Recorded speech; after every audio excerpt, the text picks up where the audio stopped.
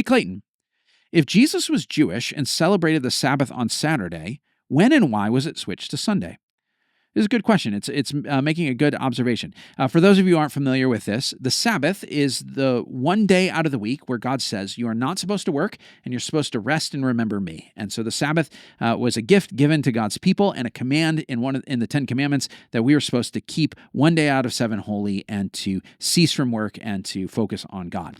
And so this day was celebrated on Saturday from the very beginning. The seventh day of the week was Saturday.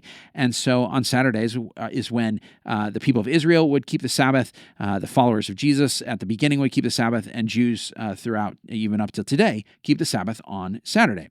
And so if you look at Christians, though, if you say, okay, when do Christ followers tend to keep the Sabbath? It's on Sundays, right? That's when we have our church services. That's when we have days off. If you look through history, that's when people have said this is going to be the day of rest. But then you go back and you say, hang on a second. Jesus was Jewish. His disciples were Jewish, all of them. All of his early followers and pretty much everybody at the beginning of the book of Acts is Jewish. And so almost certainly they kept the Sabbath on Saturdays. And probably a lot of the Gentiles who joined the church, non-Jewish people who joined the church early on, also kept the Sabbath on Saturday. That would totally make sense.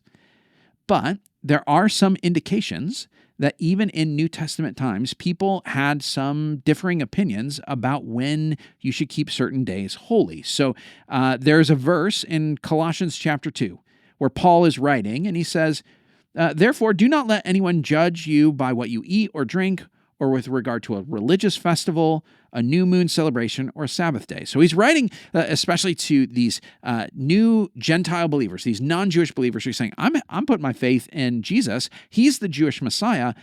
What festivals am I supposed to keep? Am I supposed to keep the Sabbath the way my Jewish brothers and sisters do? How does that work? And Paul is saying, look, as you come in, don't overstress about this, right? Like this is not something where you have if there's differing opinions, don't let someone judge you about you not keeping the Sabbath on the day that they are. So there's clearly some debate and discussion about that in Paul's day among people, but largely my guess is that those who are keeping the Sabbath were doing so on Saturday. There are some references, some kind of passing references in the New Testament to the Lord's Day. The Lord's Day is Sunday because that's the day that Jesus rose from the dead. And so there are times when it talks about them gathering on the Lord's Day to worship together. But you got to remember, the Lord's Day, Sunday, would be a work day in that society. So this is not the normal Sabbath when they would take work off. This would be a day they'd be going to work. So this is some sort of other meeting that they're doing to worship maybe early in the morning and that sort of thing. Now, by the time you get to the 2nd century, so the 100s AD, we have writings from the early church. There's a guy named Justin Martyr who describes an early church service, and he describes Christians worshiping on Sundays. There are gatherings happening on Sundays, and he describes they read scripture and they pray together and they celebrate communion and that sort of thing in this description. But it's happening on Sunday, the Lord's Day. And so it seems like this became more and more common as the gathering time for Christians. Now, whether or not that corresponded to them taking a day off of work on those days, we don't know the exact timing of all of that and how that moves.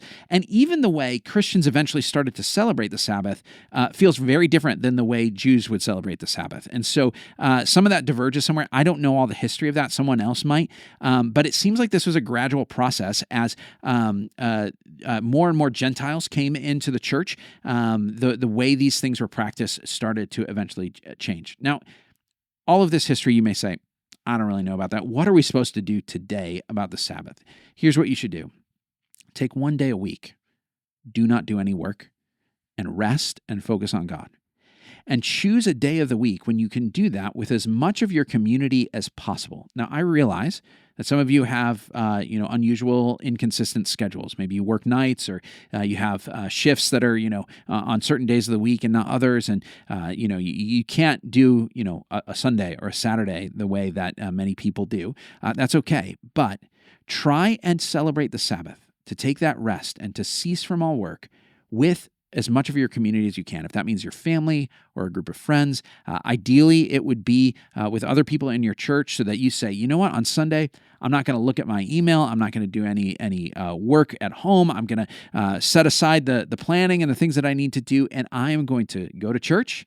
I'm going to gather for worship. I'm going to focus on God. I'm going to do something enjoyable with my community, and I'm going to experience the rest that God gives. The point of the Sabbath is not about the specific rules related to the Sabbath. The point of the Sabbath is to say human beings are made for more than work. We are made to savor God, to enjoy the freedom that He's given, to not slave away all the time, and to enjoy the good gift of creation and salvation that Jesus has won. We can pause and rest. God is in control. And so if we don't have that regular practice of saying, I'm going to stop and savor this, we miss it.